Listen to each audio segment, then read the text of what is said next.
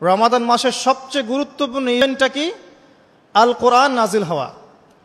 যেই কোরআন নাজিল হওয়ার পরে আইয়ামে জাহেলিয়াতে আরবের যত নোংরা সংস্কৃতি ছিল সব কিছু ধুয়ে মুছে পরিষ্কার হয়ে গেছে, হয়নি? আইয়ামে জাহেলিয়াতে শিরিক ছিল, আইয়ামে জাহেলিয়াতে সুদ ছিল, সুদ।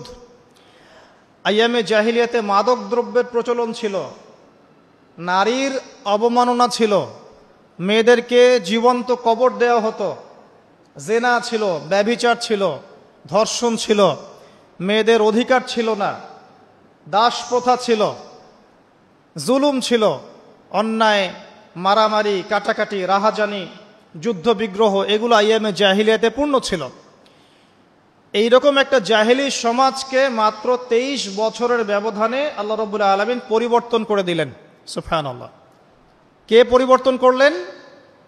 মুহাম্মদুর রাসূলুল্লাহ সাল্লাল্লাহু আলাইহি ওয়াসাল্লাম। কিসের মাধ্যমে পরিবর্তন করলেন?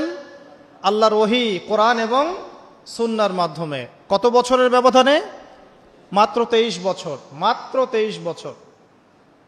23 বছর পরের মক্কায় গিয়ে আপনি দেখবেন কোনো সুদ নাই, কোনো শিরক নাই, কোনো মাদক নাই, কোনো নারীর অবমাননা নাই, সেখানে মেয়েদেরকে আর ধর্ষণ করা হচ্ছে না, সেখানে আর মাদকদ্রব্য মানুষ খাচ্ছে না, সেখানে ভাই ভাই হয়ে গেছে সবাই, একে অপরের সাথে কোনো মারামারি কাটাকাটি ভেদাভেদ নাই, সবাই একটা উম্মাহ হয়ে গেছে। তো এই যে 23 বছরে একটা নোংরা সমাজকে আলোকিত সমাজে পরিণত করা হলো কিসের মাধ্যমে? আল কোরআনের মাধ্যমে।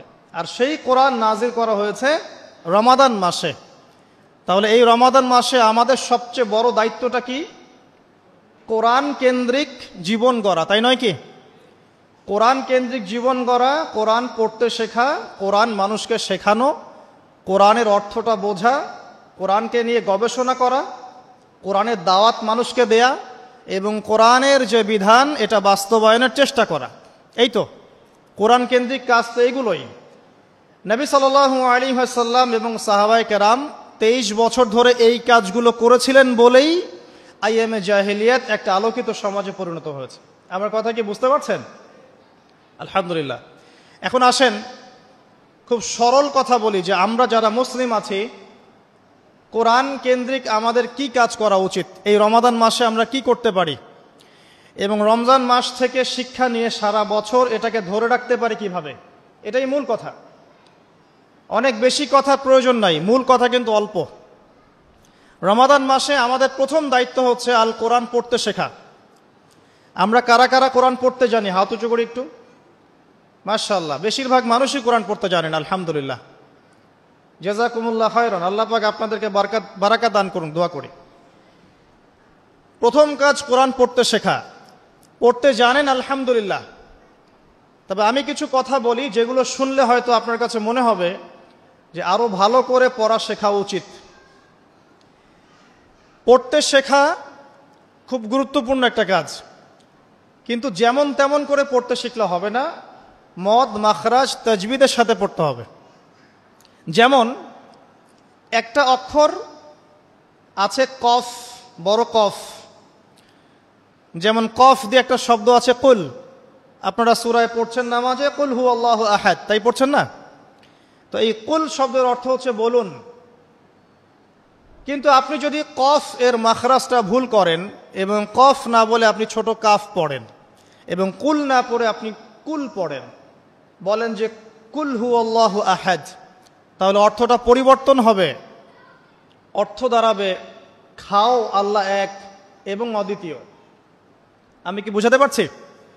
শুধুমাত্র কফ এর উচ্চারণ সঠিকভাবে না করার কারণে আপনার অর্থ পরিবর্তন হয়ে গেছে, বলো এর জায়গায় খাও অর্থ চলে এসেছে। আপনি পড়ছেন আল্লাহু আকবার, আলহামদুলিল্লাহি রাব্বিল আলামিন, এই তো আপনি পড়ছেন আলহামদুলিল্লাহ। শব্দটা কি? আলহামদুলিল্লাহ। এই হা এর মাখরাজ কোথায়? হা এর মাখরাজ কোথায় বলেন একজন? কণ্ঠনালীর মাঝখান থেকে।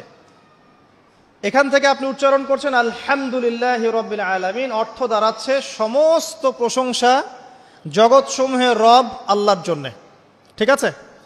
কিন্তু আপনি এই হায়ে হত্তির জায়গায় যদি হায়ে হাওয়াস পড়েন, যার মাখরাজ অন্য জায়গা থেকে, আপনি পড়ছেন ফর এক্সাম্পল আলহামদুলিল্লাহ রাব্বিল আলামিন, যেমনটা অনেকেই পড়ে থাকে। কেমন আছেন? আলহামদুলিল্লাহ ভালো আছে, তাই না? কেমন আছেন? আলহামদুলিল্লাহ ভালো আছে। তো আলহামদুলিল্লাহ না বলে সে বলেছে আলহামদুলিল্লাহ, তো যে হায়ের উচ্চারণ পরিবর্তন হয়ে গেছে, এই কারণে অর্থ পরিবর্তন হয়ে দাঁড়াবে যে সমস্ত নিন্দা আল্লাহর জন্যে, যিনি জগৎ সমূহের রব। আমার কথা কি বুঝতে পারছেন? শুধু হা এর মাখরাজ ভুল হওয়ার কারণে এই সমস্যা হলো। তাই যারা পড়তে শিখেছি আরো ভালো করে পড়তে শিখি, মদের সাথে, মাখরাজের সাথে, তাজবিদের সাথে সমস্ত নিয়ম কানুনগুলো আবার চর্চা করি, যাতে আপনার তেলাওয়াতটা 100% বিশুদ্ধ হয়। আল্লাহ পাক তৌফিক দান করুন। ফর এক্সাম্পল একটা উদাহরণ দিচ্ছি, আলিফ লাম মিম, সূরা বাকারার প্রথমে আছে না আলিফ লাম মিম? এই আলিফ লাম মিমের অর্থ আছে, কিন্তু আল্লাহ ছাড়া এই অর্থ কেউ জানেন না। এর অর্থ আমরা করতে পারবো না, কিন্তু অর্থ আছে। যালিকাল কিতাব লা রাইবা ফিহ, এটা এমন একটা কিতাব যে কিতাবের মধ্যে কোনো সন্দেহ নাই, কোনো সন্দেহ নাই। এই যে নাই, এর অর্থটা হচ্ছে লা মানে নাই, লা রাইবা কোনো সন্দেহ নাই। রয়ব মানে সন্দেহ, লা মানে না, লা রাইবা কোনো সন্দেহ নাই, ফিহি এর মধ্যে মানে এই কিতাবের মধ্যে। এখানে লায়ের উপর কি মদ আছে? লায়ের উপরে কি মদ আছে না? লাকে টানতে হবে না? কি বলেন? লাকে টানতে হবে না? লাকে টানতে হবে, লা রাইবা ফি, লাকে টানতে হবে। এই যে বলি আমরা লা ইলাহা, লাই টান নাই? লা ইলাহা, লাই টান আছে না? আছে। ইল্লাল্লাহ, কোনো ইলাহ নেই আল্লাহ ছাড়া।